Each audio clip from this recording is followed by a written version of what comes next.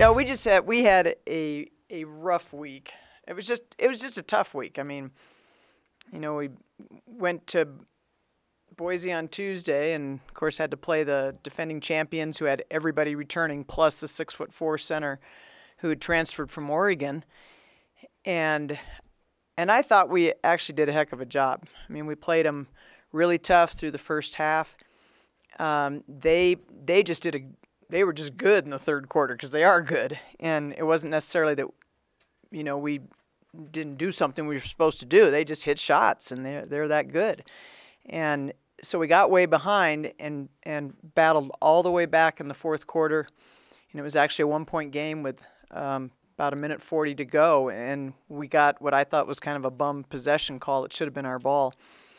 And they scored on that possession, and that was enough of a buffer to make it tough for us after that. If we'd gotten that possession with as much momentum as we had, I really thought we were going to win, because we were only down 1 at that point, and we just had all the momentum. And so we felt like it was just a good game and a lot to feel great about. And then we came home on Thursday, turned around and left again on Friday. And it's usually when you play your back-to-backs on the road, you get to stay out. But we had that grind of having to come home, drive back from the Denver airport, go to class in the morning, and then go out to Colorado State, who is a completely different team. So we'd never seen them before. So they were very interesting group of players that had just been, they were all redshirt juniors and seniors, most of whom had played at big-time schools at one time or another. So really seasoned veteran group, and we just could not buy one. They just packed it in and dared us to shoot, and it worked. It was a good strategy, and we just struggled with being that open, I think, was the problem. And I partly blame myself, because I knew they were going to play that.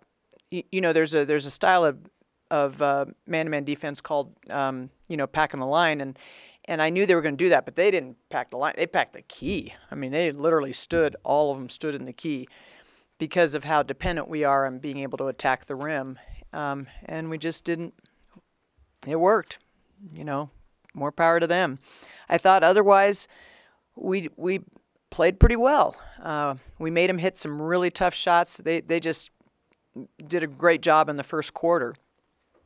And they've got some big girls. I mean, they're big and they're strong, and they were able to just knock shots down over us in that first quarter. And then we played. Like I told my team, I can't really complain about how we're playing, because we're performing at a really high level in a lot of categories. We've just got to knock some shots down. So we just spent about 2/3 of our practice on shooting, and we've just decided that we need to start doing that. I think we're better shooters. I've always said that than what we're showing, but we've just got to get out of this slump. So it's official. We can't shoot on the road either. But actually, we shot fine at Boise. We were okay. We weren't great, but we were okay. But man, we couldn't buy one at Colorado State. How big is this week? I mean, coming home, obviously a team you've already beat, and then a team that's up there in the conference. Well, I think every we just approach every game the same.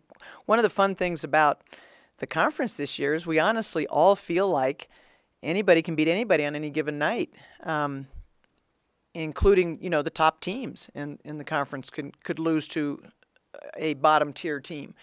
And I think Utah State's having some of the same. I thought when we played them that they looked a lot like us. They were trying to figure out who they were going to be and how they were going to score the ball,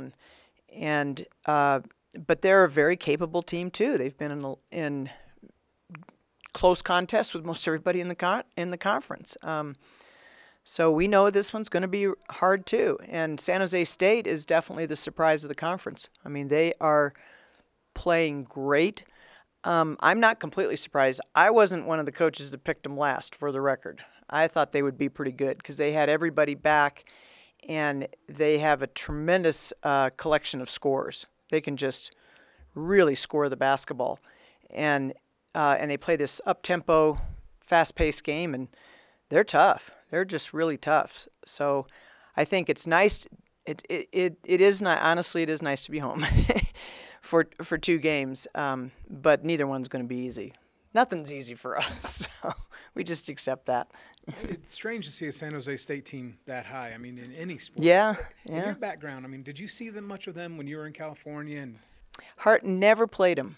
Never played him the whole time I was at Washington or at USC. Just didn't play him. And I'm honestly happy to see him doing well. As somebody that, as a program that's trying to get there too, you get excited and you get inspired, and you realize, hey, it can be done when you see somebody rise up like San Jose State has done this year and really gotten it together. And those kids have been playing together for a little while, and they're rolling.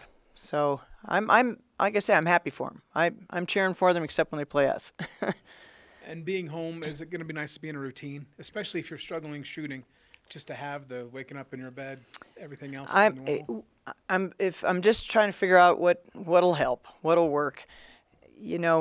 I just think it's important. I don't want them to stop doing so many good things. I give them a lot of credit for the way they are continuing to battle and get possessions and do such a good job in creating turnovers. And we don't turn the ball over all that much. We do a good job. We just have to not. I mean, our style of defense is always going to be a style that produces a high percentage from the other guy. But what we depend on is that they don't get very many shots.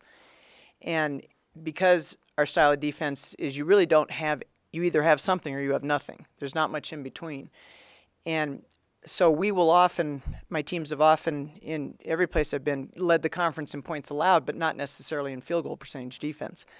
And so we're getting better defensively. I think we're certainly better than we were last year defensively.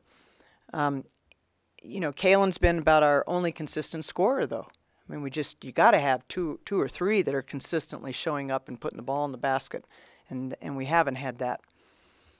So when that happens, look out. What has it been about her that's allowed her to kind of break away these past She's weeks? a junior, and she's smart. She understands the game and just has finally, settled in, and we're not making her play point. She was playing point through the first 10 games of the season, and so she's always been a gifted player, but I always say in the junior year the game slows down. It just tends to slow down for you. That sophomore year, you're still trying to struggle with the fact, why can't I just play mindlessly like I did as a freshman and have it be okay? And so the sophomore year is often tough, especially if you have played a lot as a freshman, because there's a greater expectation. And you have a new class of freshmen that get to be clueless, and you want your sophomores to be a little bit, plus the opponents know them better. And so that sophomore year can often be a tough year, and then the junior year, it tends to all start to settle in. So I think Kalen's just proof of that, and I'm really happy to see her doing well. She just needs a little help. Needs some others to step up and just be. It doesn't have to be the same two, but we do need 2 more people to produce points every game. And with the hockey game announced, the outdoor hockey game, I mean, just being a coach in this athletic department when it has big events like that, does that mean anything to you? I just love having people come to the academy. I think it's, whenever one of our opponents is in town, particularly if it's not a Mountain West team that is used to us by now, we always recommend to them that they go and see the academy, and that their student athletes have the experience of understanding what the Air Force Academy is. And like I always tell their coaches, we don't belong to the state of Colorado. We belong to all of you. We belong to everybody, and everybody should see it. And so I just think anything that brings attention to the academy and sort of just legitimizes the fact that this is a big time athletic. The venues are big time, the expectations are big time, and you like to see that for sure.